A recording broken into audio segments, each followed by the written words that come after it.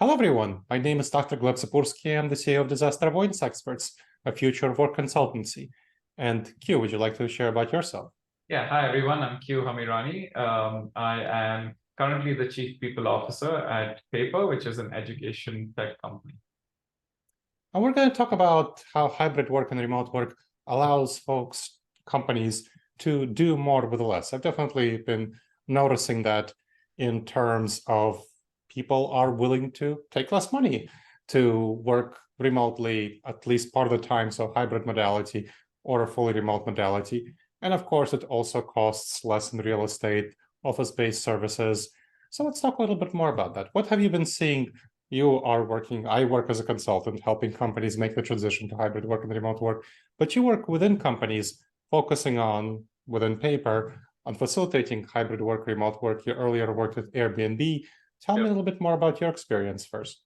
Yeah, definitely. I think there's kind of twofold experiences. One is while I was at Airbnb for the course of 5 years, we really transitioned from being an in-person company for the most part into a fully 100% remote company almost overnight because of the pandemic.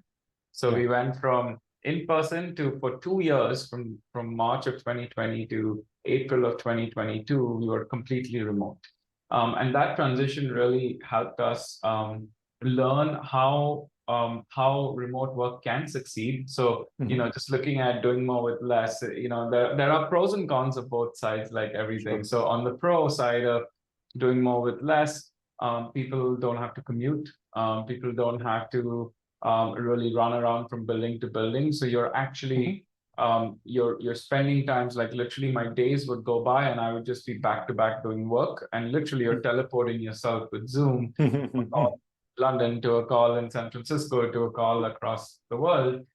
So I think doing more with less in that context is getting a lot of work done. Obviously, this does put the flip side of the equation, which is really being intentional and focusing on your well-being. Because I learned pretty early in the pandemic that I was just burning myself out after a few months of non-stop work when my desk was 2 feet from my bed. That was my commute, right? And sometimes it ended up being a really late night because my computer's right there. I could just do work. Like, it's not like I needed to get ready. So there's do more with less on that. There's do more, to your point, on just really being smart about overhead. Real estate costs a lot. There is also the talent. Like when you are not a remote friendly environment, you are inherently limiting your talent pool to a particular geography, right? And the minute you do that, like if you take California or New York as an example, the cost of living, the salaries, like they are, and this is without even considering the lack of diversity of thought that you may be able to amplify if you're opening it up to everyone in the country or in the world in that context, right? And I think the more there is diversity, and in this particular instance, I'm more saying diversity of thought. Obviously, that can extend to representation and other forms. The more you infuse diversity of thought, at least in your culture, especially in a remote culture, the more it helps you challenge each other, brainstorm, see different perspectives, and collectively, if you're not commuting as much, the doing more with less is amplified on a variety of dimensions on that, right? Because you can do a lot more when you have 4 diverse minds trying to figure out a creative solution than 4 like minds who've done the same exact thing before and trying to come up with a creative solution. So I think it's really now at Paper, as I've transitioned and I've been at Paper for the last almost 4 months. We were born in the pandemic. We were a remote first company. So our entire workforce is distributed. We have almost the other challenge, I would say, for lack of better words, which is how do we try to make sure we infuse moments of in-person connection so that we can balance. The remote work does not mean like you eliminate in-person connection completely and never see each other, right? To me, remote work is not forcing someone to come in X days a week just because you have real estate or just because that's the right thing, because then you limit your geographical proximity in talent pool and in turn diversity.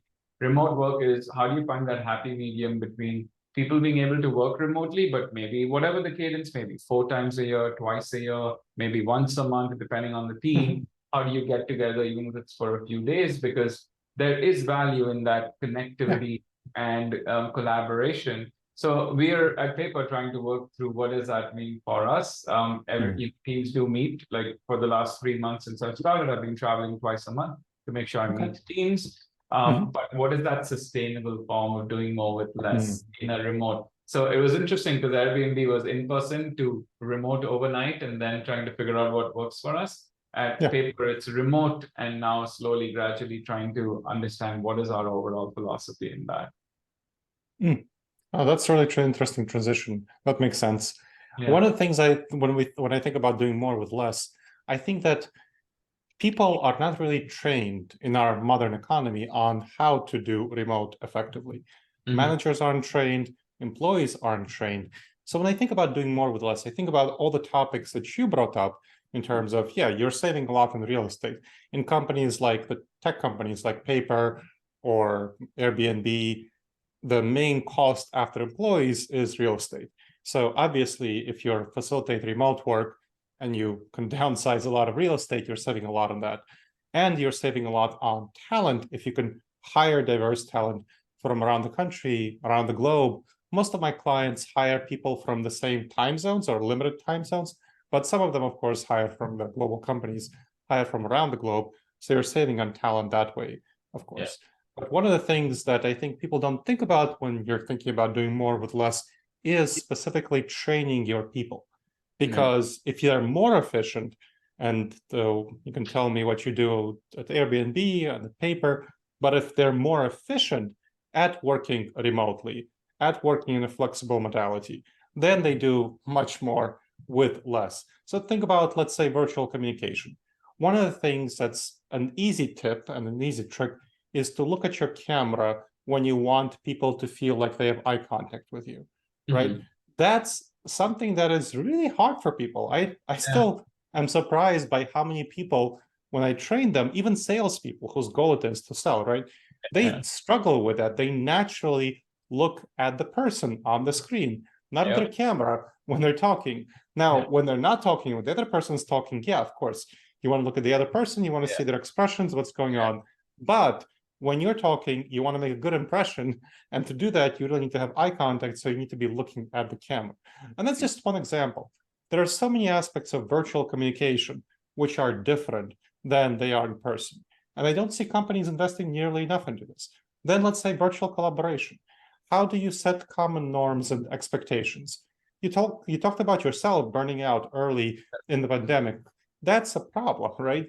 You need to set some expectations because people, when they don't know what the expectations are, the temptation, if the desk is 2 feet away, or if the phone is like right in their bedstand, to wake up and check their phone, answer messages, and then go on with their routine and go throughout the day, work throughout the day, and then like check their phone just before going to sleep. That's not really great. What really helps, and I work with clients on doing this, is setting norms and expectations. So for example, having everyone from a set time, like let's say 11 a.m. to 3 p.m. in whatever time zone you decide is appropriate, to have quick responses, like respond within 15 minutes to a Slack message, within half an hour to an email. But outside of that time zone, you only respond quickly if someone sends you a text. And otherwise, you don't need to respond quickly until the next 11 a.m. rolls around in whatever time zone. So having that communication expectations, facilitating collaboration, I find to be really important in making more with less. So that's another aspect of training. And then let's say performance management. How can managers really evaluate performance effectively? Because the traditional method of evaluating performance is based on performativity, people being in front of you and you seeing them work, right? Not once annual performance evaluation, rather than having very clear, frequent, small-scale performance evaluations. So let's say having a weekly meeting where you talk about what are your 3 to 5 goals for the week, whether you talk about whether you break down OKRs or KPIs or whatever you use for your company into smaller scale activities that you can do for a week. What are the 3 to 5 goals you have for the week? Then the next meeting in a week, you see, okay, how did you do on those 3 to 5 goals? Any ways that you had problems, coach them in problem solving, give them an evaluation of performance, and then set 3 to 5 goals for the next week. So those are just 3 elements of training people on how to do effective work when they're working remotely to make do more with less. Yeah, and I think all those points are so valid, right? I love the camera thing, and I'm trying to also think through like how the setup influences that, right? Like where your camera is set up is where you can look like, there's so many factors to that. I think on all those points it makes really good sense. Like even communication. So an example of it at Airbnb early in the pandemic, part of the reason I also burnt out was I also, aside from it just being a weakness of myself where I worked way too much, was also we used Google Chat, we used Slack, we used text messaging, we used emails, and maybe phone calls and Zoom meetings, and there were too many forms of communication, and different teams leaned on different forms of communication. So even when you say that, even if you set kind of that expectation on what is time frames when you need to be more available or not, it's like you have to do that over multiple mediums of communication. Paper, for example, our primary communication tool is only Slack. And we use that, and it's unless there's an urgency, then in the rare situation you could text or call, but it's Slack across the board, which makes it easier to focus on, or even makes it easier to not work and check out if you need those few hours, because you're just going to one place and you're not like trying to go through. Even for the performance, I think you hit it on the head. I think fundamentally what we have to double down on is how do we set the clear expectations up front of what we're expecting from individuals, because performance management is essentially just following through on that. So in remote work, it makes it a little bit, you have to be a little bit more intentional to say like, you're not in front of me. I'm not checking if you're online 8 hours a day, for example. What I'm checking on is output of deliverables. And as long as you have those continued check-ins, you can easily look at output versus time spent. And this was a learning at Airbnb. So when we were in our 2-year remote exercise, as I called it, we turned around the company from being completely to a standstill due to the pandemic and travel being halted, to really not just orchestrating one of our biggest layoffs of 2,500 people globally, all remote, to then doing a successful IPO 6 months later, all 100% remote. And when we did that 100% remote, and we looked back and said, what did we do in the last year? We were remote. How do we measure success? We started looking at it in terms of output, right? Like we were able to turn around the company. We were able to execute initiatives. We went IPO, and we're like, we need to shift our mindset to focusing more on output versus the micro, did Q sign on for 8 hours a day? Like what was Q's? And I think a lot of this comes down to manager effectiveness, really making sure managers are equipped. A lot of, especially in the tech world or startup world, a lot of first-time managers, because folks have grown in their career, that has been a way to go up. So how do you really equip and help managers to understand how can they have those regular check-ins? Like even something like having regular one-on-ones is, for us who've been in that space for a while or manage people, it's kind of second nature. But for a lot of first-time managers, it's not, unfortunately. So how do you embed those, and then you layer that on with expectations and communication channels? I think that it's no longer like, let's just see how things work out and they will play itself out. You have to be a little bit more intentional in remote work. You absolutely do. And that's the key. I think you started this conversation saying being intentional, because remote work is not intuitive. It's not something that just comes naturally that you can easily transmit. So it's very critical to have more clear expectations, more clear communications, more clear policies, and more clear training, especially in the tech world. Like you mentioned, the first-time managers are often coming from experts who are moving up in their career, and that it makes a challenge for people who don't have that knowledge and who haven't been managed in the remote setting earlier. Exactly. And so they don't know how to manage themselves, how to manage their team members, and how to deal with people in that sort of setting. So that's really important, that I think people don't know that, and they need to be trained, and there need to be communication set.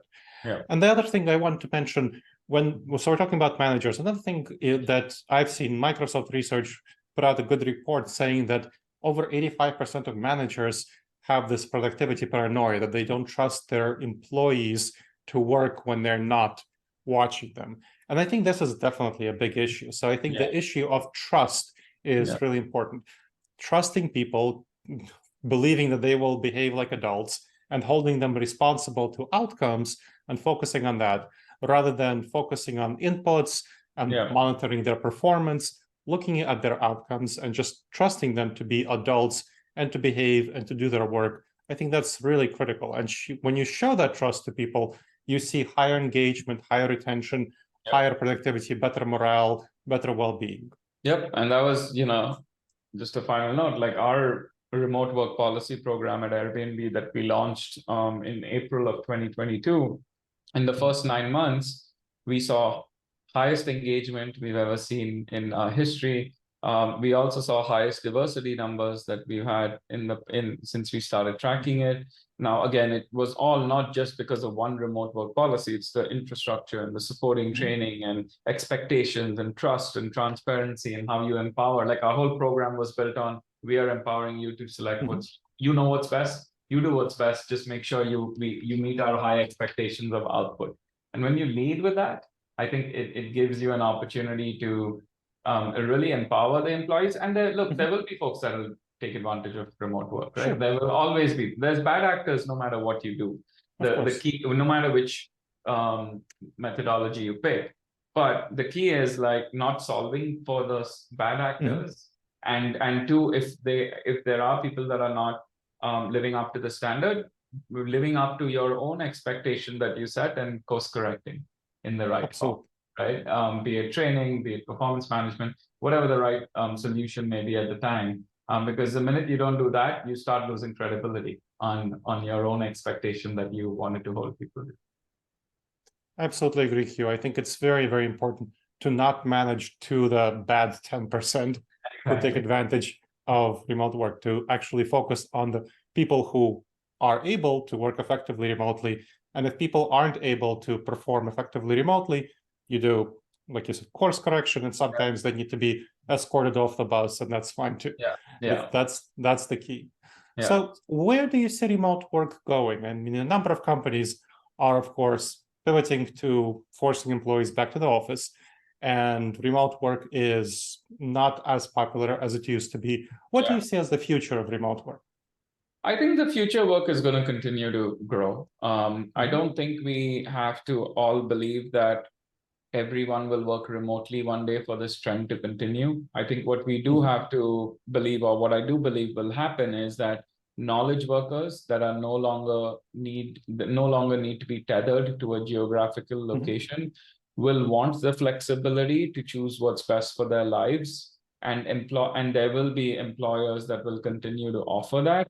And for folks that, I think it's more a rebalance versus a pendulum, shift from one side to the other, where people will find what they like and what the environment they want to work in. Like some people may love working in person, and there's nothing wrong with that, but they will find the organization that gives them what they want. And I think remote work will continue to grow. It won't be the only way of working, but I think it's already in the last 2 or 3 years, I think it's grown 4x or 5x compared to what it was before. I think it will continue to grow and continue to become more as one or two very productive ways to work over time. Yeah, I'm working with my clients. That's definitely something I see. And partially, I'm observing this sector not only from the eyes of my clients, but also looking at the patents. So there have been increasing amount of patents on technology that facilitates remote work in a variety of ways, whether it's augmented reality, virtual reality, collaborative tools, and so on. We're seeing more and more tools. So I think technology is going to clearly facilitate easier remote working, where people will be able to collaborate together easier, to have those more spontaneous conversations that people miss, to have more socializing, to feel more connected and address some of the coordination problems that do exist in remote work. So that's another thing I see in the future, that better technology will facilitate better remote work. I mean, if you think of 30 years ago with no internet and no Zoom, remote work was harder or almost impossible. Now we have just Zoom and Slack are just the start of the technology, evolution and supporting remote work, and that's going to continue to grow. Absolutely. Yeah. Absolutely. Well, thank you very much, Q. This was Yeah, really thanks for helpful. having me. Yeah, it was great.